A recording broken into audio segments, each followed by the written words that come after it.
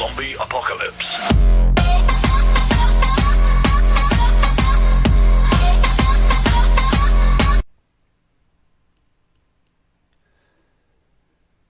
Bedtime is supposed to be a happy event for a tired child.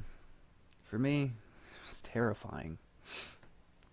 While some children might have complained about being put to bed before they finished watching a film or playing their favorite video game, when I was a child, nighttime was something to truly fear. Somewhere in the back of my mind, it still is. As someone who is trained in this science, I cannot prove that what happened to me was objectively real, but I can swear that what I experienced was genuine horror, a fear in which my life, I'm glad to say, has never been equaled. I'll relate it to you all now as best I can. Make of it what you will, but I'll be glad just to get it off my chest. I can't remember exactly when it started, but my apprehension towards falling asleep seemed to correspond with me being moved into a room of my own. I was about 8 years old at the time, and until I had shared a room quite happily with my older brother. As is perfectly understandable for a boy 5 years, my senior, my brother, eventually wished for a room of his own, and as a result, I was given the room at the back of the house. It was a small, narrow, yet oddly elongated room. Large enough for a bed and a couple of chest drawers, but not much else. I couldn't really complain because even at that age I understood that we didn't have a large house, and I had no real cause to be disappointed.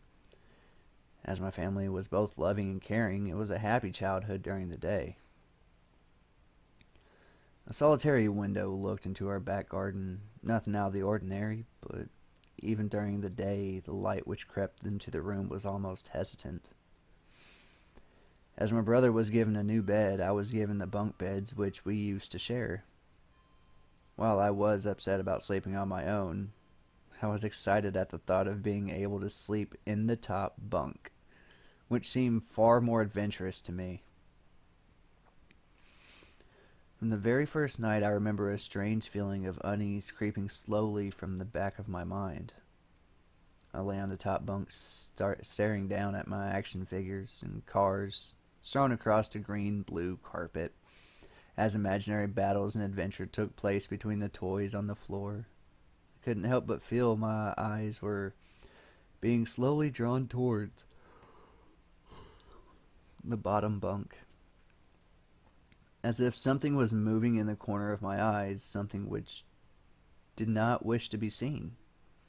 The bunk was empty, impeccably made, with a dark blue blanket tucked in neatly, partially covering two rather bland white pillows. I didn't think anything of it at the time. I was a child, and the noise slipping under the door from my parents' television bathed me in the warm sense of safety and well-being. Now I fell asleep. When you awaken from a deep sleep to something moving or stirring and can't take a few moments for you to truly understand what is happening, the fog of sleep hangs over your eyes and ears even when lucid. Something was moving. There's no doubt about it. At first I wasn't sure what it was.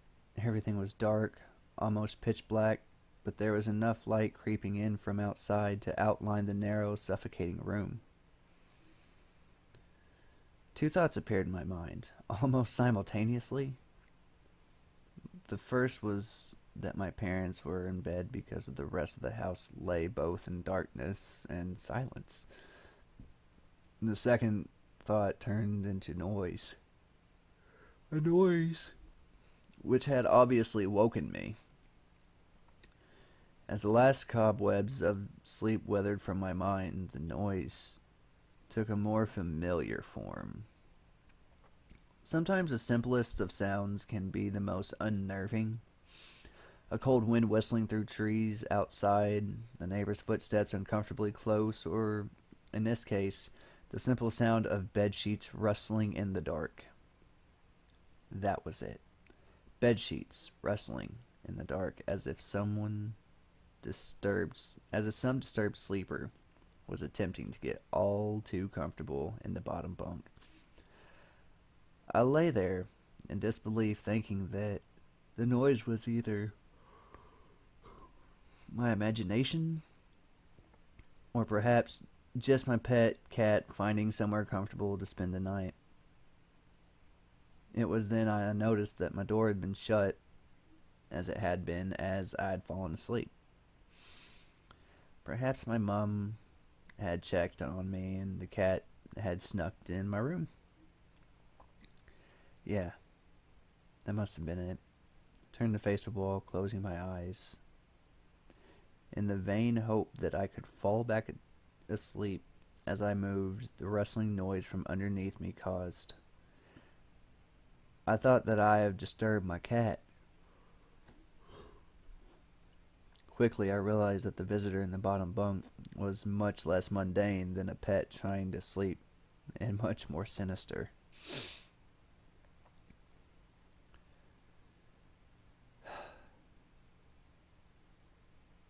As if alerted to and disgruntled by my presence, the disturbed sleeper began to toss and turn violently, like a child having a tantrum in their bed. I could hear the sheets twist and turn with increasing ferocity. Fear then gripped me, not like the subtle sense of unease I had experienced earlier, but now potent and terrifying. My heart raced as my eyes panicked, scanning the almost impenetrable darkness. I let out a cry, as most young boys would do, instinctively shouted out for my mother.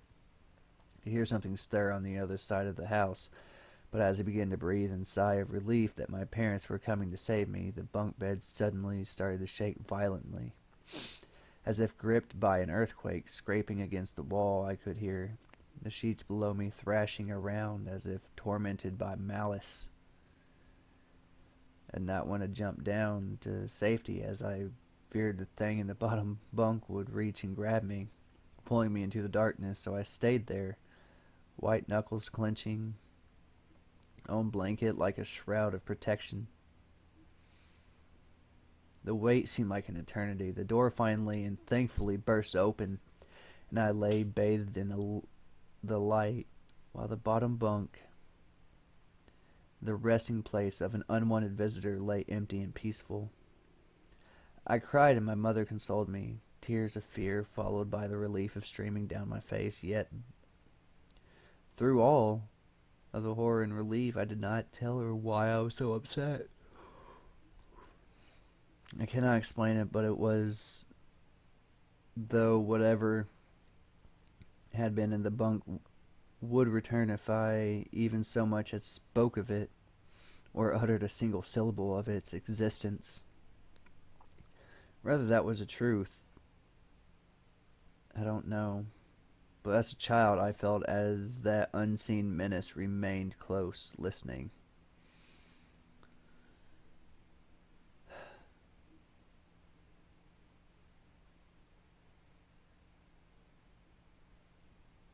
My mother lay in the empty bunk, promising to stay there until morning. Eventually, my anxiety diminished. Tiredness pushed me back towards sleep. But I remained restless, waking several times momentarily to the sound of rustling bed sheets. I remember the next day wanting to go be anywhere, but in the narrow, suffocating room. It was a Saturday, and I played outside, quite happily with my friends. Although the house was not large, we were lucky to have a long, sloping garden in the back. We played there often. As much of it was overgrown, and we could hide in the bushes, climb in the huge sycamore tree, which towered above all else, and easily imagine ourselves in the throes of a grand adventure in some untamed exotic land. As fun as it all was, occasionally my eyes would turn to the small window ordinary, slight, and innocuous, but for me, that thin boundary was a looking glass into a strange, cold pocket of dread. Outside, the lush green surroundings of our garden, filled with the smiling faces of my friends, could not extinguish the creeping feeling clawing its way up my spine. Each hair standing on end, the feeling of something in that room watching me play, waiting for the night when I would be alone, eagerly filled with hate.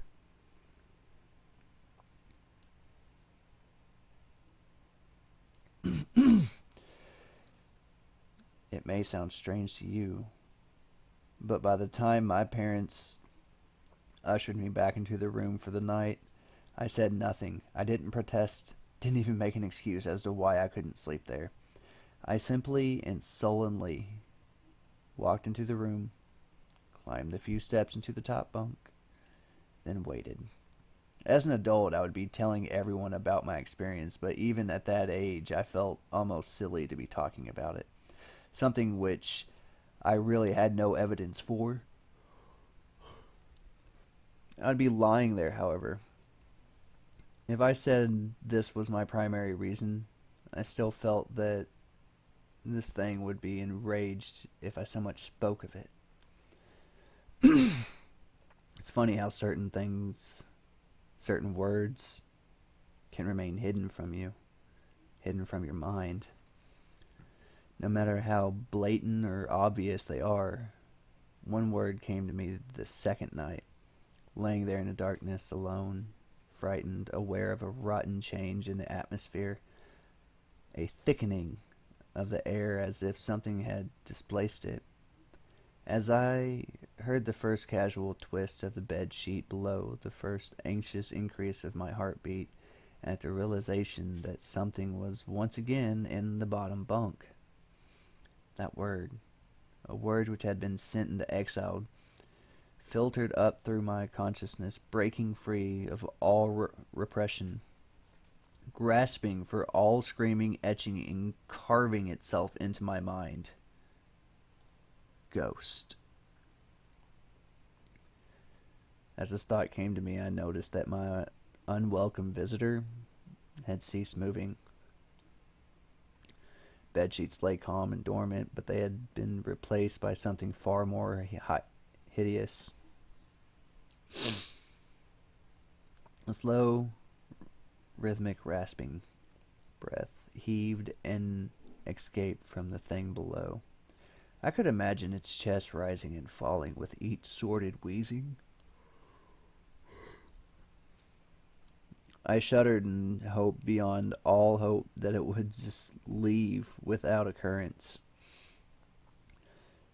The house lay as it had the previous night, in a thick blanket of darkness. Silence prevailed all but for the perverted breath of my as yet unseen bunkmate.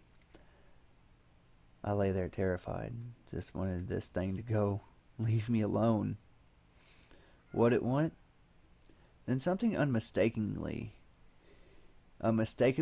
chillingly transpired. It moved in a different way from before.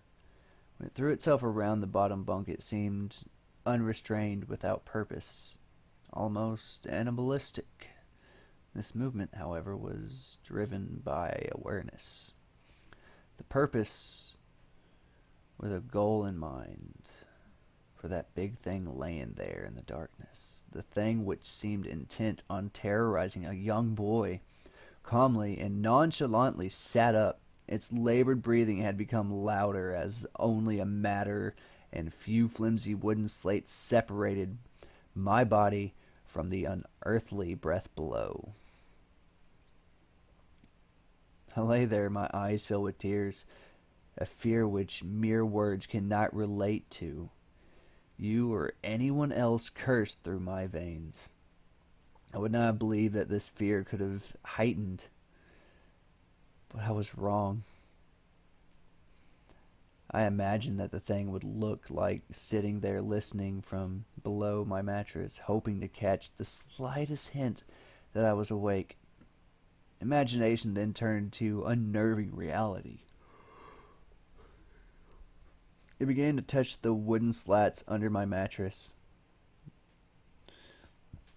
It seemed to caress them carefully, running what I imagined to be fingers and hands across the surface of the wood. Then with a great force it prodded angrily between two slats into the mattress. Even though the padding, it felt as though someone had viciously stuck their fingers into my side. I let out an almighty cry, and the wheezing, shaking, and moving thing in the bunk below replied in a kind of violently vibrating the bunk as it had done the night before.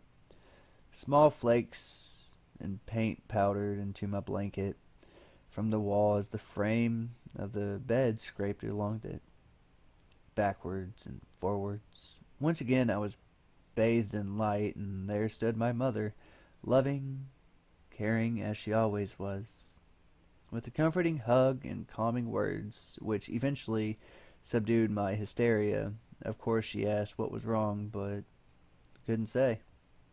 I dared not say. I simply said one word over and over and over again: nightmare. This pattern of events continued for weeks, if not months. Night after night, I would awaken to the sound of rustling sheets each time I'd scream, so as to provide this abomination with time to prod and feel for me, which each cry in the bed would shake violently, stopping with the arrival of my mom, who would spend the rest of the night in the bottom bunk, seemingly unaware of the sinister force torturing her son nightly. Along the way, I managed to feign illness a few times and come up with other, less than truthful reasons for sleeping in my parents' bed. But more often than not, I would be alone for the first few hours of each night in that place, the room where the light from outside did not sit quite right, along with that thing. With time, you can become desensitized to almost anything, no matter how horrific. And I come to realize that for whatever reason, this thing could not harm me when my mother was present. I'm sure the same would have been said for my father, but as loving as he was, waking him from sleep was almost impossible. A few months I had grown accustomed to the nightly visitor. Do not mistake this for some unearthly friendship. I detested the thing. Still feared it greatly, as I could almost sense its desires and its personality, if you could call it that. One filled with a perverted and twisted hatred, yet longing for me, of perhaps all things. My greatest fears were realized in the winter. The days grew short, and longer nights merely provided this wretch with more opportunities. It was a difficult time for my family. My grandmother, a wonderfully kind and gentle woman, had deteriorated greatly since the death of my grandfather. Mother was trying her best to keep her in community and as long as possible. However, dementia is a cruel and degenerative illness, robbing a person of their memories one day at a time. Soon recognized none of us, and it became clear that she would never be moved from house to a nursing home. Before she could move, my grandmother had a particularly difficult few nights, and my mother decided that she would stay with her. As much as I loved my grandmother, I felt nothing but anguish at her illness, anyways. To this day, I feel guilty that my first thoughts were not of her, but of what my nightly visitor may do should it become aware of my mother's absence.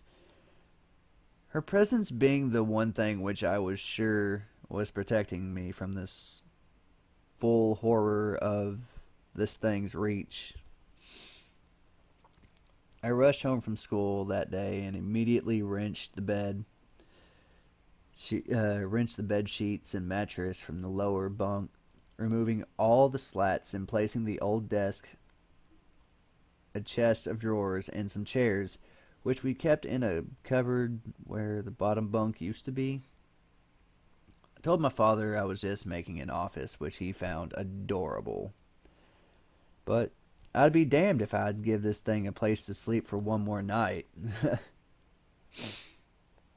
As darkness approached, I lay there, knowing my mother was not in the house. I didn't know what to do. My only impulse was to sneak into her jewelry box and take a small family crucifix, which I had seen there before. While my family were not very religious, at the age I still believed in God and hoped that somehow this would protect me. Although fearful and anxious, while gripping this crucifix under my pillow tightly in one hand, sleep eventually came. I drifted off to dream. I hoped that I would awaken in the morning without incidents. Unfortunately, that night was the most terrifying of all. I woke up gradually once again, dark. As my eyes adjusted, I could gradually make out the window, the door, the walls, some toys on a shelf, and even to this day I shudder to think of it, for there was no noise, no rustling of sheets, no movement at all. The room felt lifeless. Lifeless, yet not empty. The nightly visitor, that unwelcomed, wheezing, hate-filled thing which had terrorized me night after night, was not in the bottom bunk. It was in my bed. I opened my mouth to scream, but nothing came out. Utter terror had shaken the very sound from my voice. I lay motionless. If I could not scream, did not want to let it know I was awake. I had not yet seen it. I could only feel it. It was obscured under my blanket. I couldn't see its outline, and I could feel its presence, but I dared not look. The weight of it pressed down on top of me, a sensation I will never forget. When I say that hours passed, I do not exaggerate, laying there motionless in the dark. I was every bit scared and frightened, young boy. If it had been during the summer months, it would have been light by then, but the grasp of winter is long and unrelenting, and I knew it would be hours before sunrise, a sunrise which I yearned for. I was a timid child by nature, but I reached a breaking point, a moment where I could wait no more, where I could survive under this intimately deviant abomination no longer.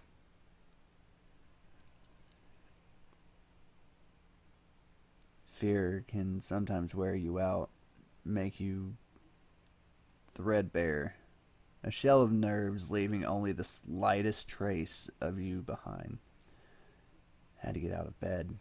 Then I remembered my crucifix. My hand still lay underneath the pillow, but it was empty. Slowly moved the wrist around to find it, minimizing as best I could the sound and vibration caused, but could not be found. I either knocked it off the top bunk, or it had, I could not even bear to think of it, been taken from my hand. At the crucifix, I lost my sense of hope. Even at such a young age, you can be actually aware of what death is, and intensely frightened of it. I knew I was going to die in that bed if I lay there, dormant, passive, doing nothing. I had to leave that room behind, but how? Should I leap from the bed?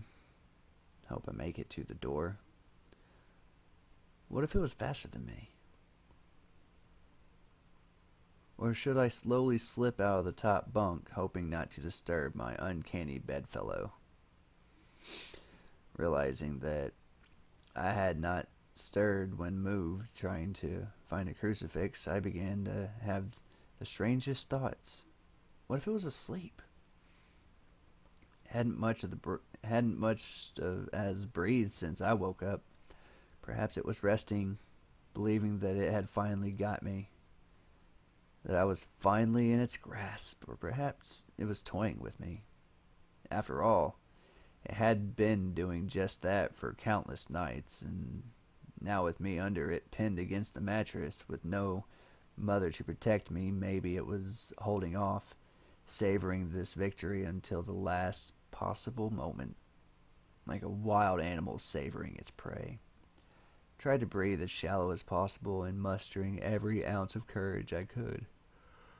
I reached over slowly with my right hand and began to peel the blanket off me. What I found under those covers almost stopped my heart. Did not see it, but as my hand moved the blanket, it brushed against something smooth and cold. Something which felt unmistakably like a giant hand.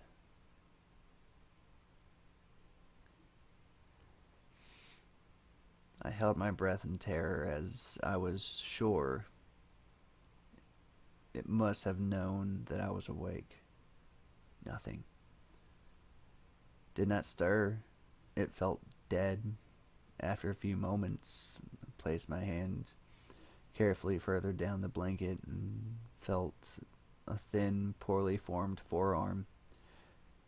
My confidence is almost twisted, since the curiosity grew as I moved down further to disproportionately larger bicep muscles. The arm was outstretched, lying across my chest, with the cadaver's appendage, if I even so much as hoped to escape its grasp.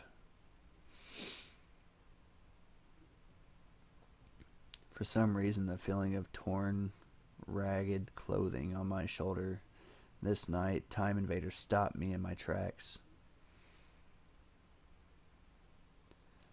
Fear once again swelled in my stomach and my chest as I recoiled my hands to disgust at the touch of his strangely oily hair. Could not bring myself to touch his face, although I wonder to this very day what it would have felt like. Dear God, it moved. It moved. It was subtle, but its grip on my shoulder and across my body strengthened. No tears came, but God, how I wanted to cry. As its hand and arm slowly coiled around me, my right leg brushed along the cool wall which the bed lay against. Of all that happened to me in that room, this was the strangest. I realized that clutching rancid thing which drew great delight from violating a boy's bed was not entirely on top of me. It was sticking out from the wall, like a spider striking from the layer. Suddenly its grip moved from slow tightening to sudden squeeze. It pulled and clawed at my clothes as if frightened that opportunity would soon pass. I fought against it, but its emaciated arm was too strong for me. His head rose up, writhing and contorting under the blanket. I now realized it was taking me into the wall. I fought for my dear life. I cried, and suddenly the voice returned to me, yelling and screaming, but no one came. And I realized why it was so eager to suddenly strike. Why this thing had to have me now. Though my window, the window which seemed to represent so much malice from outside, streaked hope, first rays of sunshine, I struggled further, knowing that if I could just hold on, it would be gone soon. As I fought for my life, the unearthly parasite shifted slowly, pulling itself up my chest, its head now poking out from under the blanket and wheezing and coughing, rasping. I don't remember its features. I simply remember its breath against my face, foul and as cold as ice. As the sun broke over the horizon, the dark place that suffocated room of contempt was washed, bathed in sunlight. I passed out as its scrawny fingers encircled my neck, squeezing the very life from me. I awoke to my father offering me some breakfast. A wonderful sight indeed. I had survived the most horrible experience of my life. Until then, and now. I moved the bed away from the wall, leaving behind the furniture, and I believed would stop the thing that had taken my bed. Little did I think it would try to take mine and me. Weeks passed without incident, yet one of the cold frost-bitten nights I awoke to the sound of furniture where the bunk beds used to be vibrating violently. In a moment it passed. I lay there, sure it could hear a distant wheezing coming from deep within the wall, finally fading into a distance. I've never told anyone this story before. To this day, I still break out in a cold sweat at the sound of bed sheets rustling in the night, or a wheeze brought on by a common cold, and certainly never slept in my bed again against the wall. Call it superstition, if you will, but as I said, I cannot discount conventional explanations, such as sleep paralysis, hallucination, or that of any other active imagination. But what I can say is this. The following years I was given a larger room on the other side of the house. My parents took the strangely suffocating, elongated place as their bedroom. They said they didn't need a large room, just one big enough for the bed and a few things. They lasted 10 days. We moved on the 11th. I'm waking up to ash and dust. I wipe my brow and I sweat my rust. I'm breathing in the chemicals